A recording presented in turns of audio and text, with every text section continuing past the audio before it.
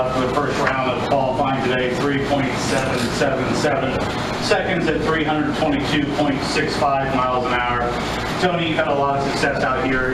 You know, you've been here before, but how important is it to get that first solid good run on a Friday night? I think it's huge because we got the tracks to shoot out. You know, I mean, boy, a lot of cars weren't making it. There was really nothing special out there. I mean, Mike was scratching his head, twisting knobs and turning levers before the run. And you know, at that point, as a driver, you're just thinking, are we just trying to? I don't think we're thinking it. We're just assuming we're just trying to slide it down the track. And it was a great run. I saw the numbers pop up, and I was possibly could have gone quicker. I was definitely towards the wall and definitely towards the center line. Once I got it inside, it was hard to bring it back. So, you know, Mike asked to go spin the tires. I think I was just a little behind it. It's a little dark out. And, you know, you start to move around in that thing, and just got to catch up. Had a week off, you know. You have a week off to get back in that car, and they're just fast. They're fast cars. I think Spencer was probably in the background hoping we smoked the tires like they did, just because it's a huge run. And we sat there this morning at the Tractor Shootout press conference, and we looked at the drivers, and it's all the drivers you see in the finals of every race. So they're the best, right? And that's why we're racing. And it's a great group. And I think to go out and win this race, man, you're going to have to be one bad team, because it's the best of the best, and that's what the fans are going to pay the money to see.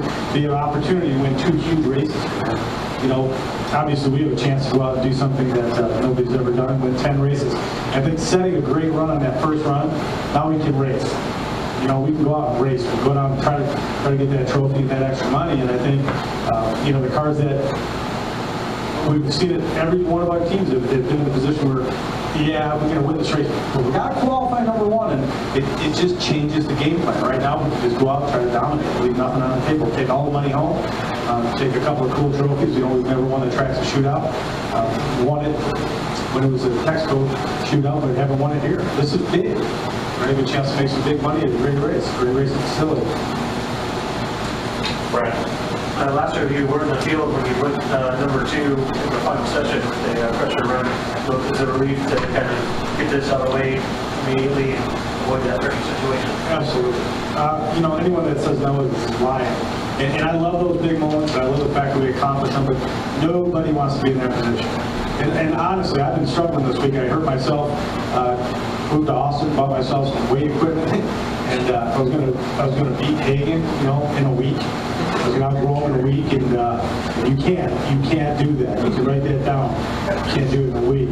I was putting stupid stuff like, you know, lunges, things, you know, I've seen on TV and movies, and my left leg's really, really sore, like knotted up to the point where getting off the clutch pedal was very hard. You know, my right leg's fine. Left leg getting, and I didn't think, I was like, you know what, my left leg will be fine. But we were just doing a warm-up, you know, you gotta move that leg back. I just got a pinched nerve in there. It's satisfying to go out running fast, but it's more satisfying through all that pain and the effort I put in today of stretching. I had to, just the most painful thing I've ever done, and the stretching to get just a knot release, and to go off and get through all that and then make that run, you know, and be able to do the burnout, get your foot back on the clutch, and all those times, and believe me, it's playing in your head. You're like, I gotta make sure I do this right. I don't know. You know, when you warm your car up, you can brace your right foot to push off, and when your foot's on the throttle pedal, I recommend not doing that. So it was hard, you know, and you're backing up, you know, you got this opportunity. We saw rain throughout the day, and then it was gone, and you look at the weather system, and you go, you know what, this is it. This is when we got to go down the track. Take the pressure off and let the crew chiefs do what they know how to do. I just think they made a great call. And we tested last week. We ran outstanding. We did exactly what we had to do. And everybody knows that our car is getting better at the right time. So they're getting better. I'm working on my lights. I'm trying to get in shape. So big time chance for a championship starts right here. You know, we know it's momentum, man. Go out and set that first run. That first run of qualifying so often. Whether you qualify number 1 or you bump a few, that first run allows you to go and try things the rest of the week. Go out and try to go out real fast in the heat. Just do things that you might not be able to do if you're not qualified. From a driver standpoint and your crew chief standpoint, how critical was making a run tonight to what you'll have to do tomorrow? Because it will be different temperatures. It will be. But we tested last week, and we no doubt that we were trying to test to win this race. We came out, we waited, and we ran when we thought we were going to run. You know, we went and we did great runs. You know, I mean, we went out and did what we had to do. We weren't making full passes. We were trying different things and engine combinations and clutch combinations, and we just went down and made, you know, we don't run to the finish line off. We're testing. But the runs we had, our data was exactly what we were looking for. And that's how you win races. You come back with knowledge at a racetrack. And to be honest, the racetrack's never as good on race weekend as it is when we test. It's just better, but we know that. You know, we can adjust for that because we've been doing this a long time. We've had more data in our data books than most people have in a lifetime at Indy, man. So just what a great chance. We are a high pressure team. We have an opportunity to win our 10th race here, to do something no one's ever done, and at the end of the day, we want to leave nothing on the table. If we get beat, it's because someone else did an amazing job, not because we couldn't get it done. Yeah, in years past, you kind of isolated yourself and to focus on this race. And you taught yourself to play guitar one year. Was this fitness frenzy? Was this your effort this year? You know, actually, we moved to Austin because it's year-round. My kids can play baseball year-round, and it's the most fit town in America. And I mean, everyone, America, see, tell horse, yeah, America. So, my wife's brothers, he was in the Navy, Air Force for years. His other brothers in the Navy. When they came to my house, helping us unpack, they said, "You got to get this weight vest. It's hill country. I mean, just 40 pounds walking up and down the hills."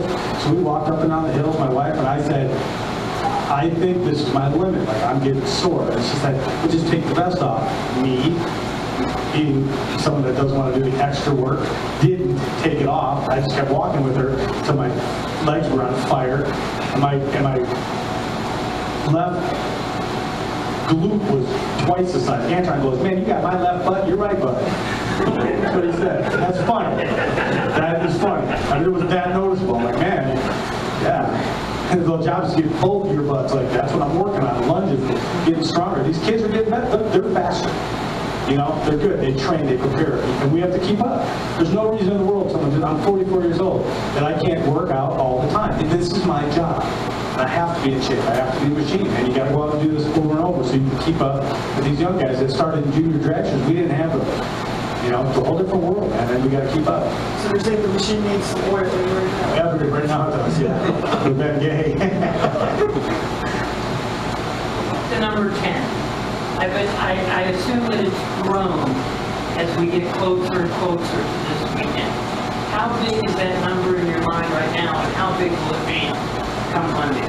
Huge. It's an important number, you know, and I'm going to race for a while. Part of the reason we moved to Austin, I want to keep doing this. I really enjoy it. I can't say that I can think of something else that would make me as happy. That's it. So we said we're going to move to Austin so we can enjoy life a little more. But the number 10 is huge. I mean, 10 commandments. Think about it. I mean, the 10 is just a big number. You know, there's people dying to win this race one time. It's shown up for years. We've made it impossible by winning it 9 times for other people to do it. There's only a select few that have taken what was left. And we want to just keep doing that. I don't know why. I cannot tell you why this race is so special. Why I go out and win this, or why our team can pull this off. But I do know that this is the first race I ever had. And I do know that it was a bittersweet race. Showed up in my first race ever. I'd never been down a full drag strip in a top fuel car. Qualified 16th and had the opportunity to race Blaine Johnson and you know, made it to the finals. We lost Blaine that weekend, and this is where I was brought to the racing family in Indy. This race in '96, and you know, we've been in, I think, 11 or 12 finals here, an incredible amount. Over half the races I've been here, we've been in the finals, and you know, we beat some great cars, and I think I like, if someone remembers our team for anything in the world, it may be Indy, but it may be that we were the best at huge moments, when it absolutely positively had to be won, you know, and we've done that so many times that this race seems to be that much pressure, that extra, whatever, my blood pressure raises a little bit, we just get better. And it's just, you know, yet I can't win Atlanta. Won every race of the circuit. Can't win Atlanta, but won this 9 times. You know, I mean, because it's just that important. I'm not saying Atlanta is not, but it comes in the middle of, after you get beat, you got time. You know, here, this is an intense race for so many reasons, for so many people. Would you like to see this race be the first race of the countdown again? It was the first year, I think. I don't know. I go back and forth on that. Either way, it's important. You know, I like to see if it is the last race of the countdown. I do like to see when it matters, when there are teams fighting, and that's the point of doing it. Just like it's the point of the countdown. We do that for a reason. It's to keep fans watching. So I don't know. I'd probably say I'd love it to be the first race of the countdown because we win it so much, but that's not a fair question. I mean, if you're going to play the odds, I'd rather it to be in my favor and say, okay, this starts it, and I leave here with the lead every time, and that's the way it goes. But That put more pressure on. I mean, there's enough pressure. I don't mind pressure at all. You want to watch me make a mistake, take the pressure. Seriously, go to a race where you can't say it doesn't matter, but there are races that just don't mean as much. It's just the way it is. Points aren't going to adjust, nothing's going to happen, no one's going to change, and it doesn't. I want to win because the number 74 right now, it can only increase by winning. But this race, I moved to Austin, the only trophies I bought were my first Winston ones and the Indy wins. I mean, you know, you can only bring so much stuff. You walk in a house with 74 trophies, God looks gaudy, you know? So you bring the ones that are important, and it's the Indy wins. You know, and I can't name every race and every final, who we beat and all that stuff. I will someday. I'll be able to look back. And right now, I enjoy being in it. I don't want to think about the numbers until it's done. You know, just keep living them and making the bar so high for other teams that you get to keep a couple of them. I mean, I guarantee at some point, Joe Milo thought he had the winningest, deal and was going to hold it for a while. And being the Larry Picks, yeah, he did. He held it for a long time. You want to set that bar high. And I just want it to be outstanding. I don't think you're going to see any team dominate. I mean, Coletta's phenomenal this year. How many has he won? Two? And he's phenomenal. That car is unbelievable. It's that hard to win that you go to that many finals and win 2 races. It's just brutal. I mean, Antron goes out and, he's got an amount of luck that I used to have. He's got 10 times that. Great driver, phenomenal team, but God, you watch some of the rounds and you go, really? You know, I can't believe that car even started. It's how lucky he is. And I think, like John Force did for years, Antron's good enough that it creates those issues. He's a great driver. You know, when Antron first came into this class, he immediately started excelling. And what do you think about the idea of Dave Conley coming to the class? And there's another kid who's young and good at everything he gets into. He could be fantastic. I don't know. Honestly, I would assume, like we all would, that he's going to be a great driver. But he might get a car and be terrified. No idea. Like, I can't express how scary these cars are. You know, going 200 miles an hour is a great car, 300 miles an hour. We're going 200 miles an hour just past the Christmas tree. It's a different level of fear. Now, it changes a man or a woman now. It changes them, and it's better now. But there was a time, maybe 6 years ago, 13, 20, and before that, where every time I got in a car, I was pretty sure we were going to get hurt. There was a time where it was scarier by far. And I think my canopy's taken that away a lot. But we would go to 1,000 feet all the time. And the last 320 feet, we were on fire, blowing up, blowing tires. It was just a different world. We were, that engine had a hard time with that last 320 feet. There was a time when one of the 2 cars was on fire a lot. And there was parts coming out quite a bit. And there were tires coming out quite a bit. And it was just scary. You kick parts out of the top of the car, you're going to take tires with them. So I think Dave's coming in at a great time. He'll look great, no matter what he does. He's an athletic kid. He's focused. He knows how to study and pay attention. Any driver like Antron was especially good at listening to guys that know what they're doing. He said he watched you a lot. Right. And if I was going to step in, I'd watch someone like Antron. You know what I mean? That's what you do. You go out and you go, that guy, he's winning races. What does he do different? Is he smooth? Does he jerk the car around? Does he back up? Does he use the clutch? And you can listen to all that stuff and just pay attention. Or you can be stubborn and try to do it your way.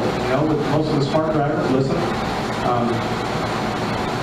The cars out there are very, very equal. This is an intense time coming to a drag.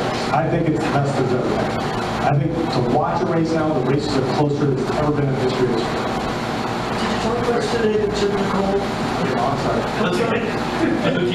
Just one more. Okay. Did you talk much today to Jim Nicole, or have you visited with him before? Because I think about your Memphis thing was much like his, odd that he was right there, you guys' turf today. Yeah, I did. I had a chat. I loved it to sit on the chat. I mean, these guys are this is a legend. You don't see that at every race. You see it here. You see the legends come here to watch history being made in a great place, great race town, with great race fans. You know, with records that can be set, and the most money, most cars will show up. This is where people come to watch the great race. Perfect. One, please, God, please. Okay.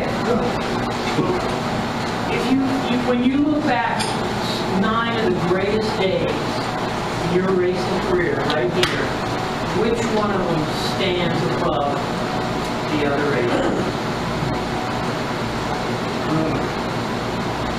Sorry, I didn't mean it to be tough. The first one was pretty spectacular. I mean, just because the Army had signed on that day, you're going to set it, you know, we worked so hard to get that deal. I wasn't going to get that deal. That deal was going to go to another driver. I walked in with my head shaved, and so we repainted the car, and we show up here to meet the Sergeant Major of the Army. You know, I didn't know how big it was. Nobody knew how big it was. You knew it was a great thing. You go out and win that first race. Plus, you know, it was as good as winning my first race. You know, that first race where, you know, Scott Coletta was whipping me again at Dallas, and I could see his car like that. No doubt, it's totally normal. And his car disappeared. You know, I swear to God, I almost crossed the finish. I was like, where'd he go? It was great. And I remember one of them with Brian Hughes here was on the radio. Dixon was smoking the tire in the left lane. I'm just hauling butt, and Brian's on the radio screaming, "We won Indy." It was the last day I ever wore radio. So I looked up, you look up at the big screen, forget how fast you're going. And you look up and you see one car smoking the tires, you're like, that's not me. And you know, you're all over the place because you really should be looking at the racetrack. Took the radio out after that, but there's been some great moments. And I remember when he beat me. And we had won so many in a row that getting out and watching him jump up and down, it was almost like the Russians watching the Americans in the 80 Olympic hockey game. I mean, they stood there in shock, but kind of in awe of, so this is what it looks like, you know. I mean, it was awesome for him. It was a great moment for him. I think, you know, as a man, you can respect when you're beaten. You know, I mean, I don't want to get beat, but you can respect when a guy, a good adversary, gets up and gives you a whip. That's the way it goes. Cool? No more. Thank you, Tony. Okay.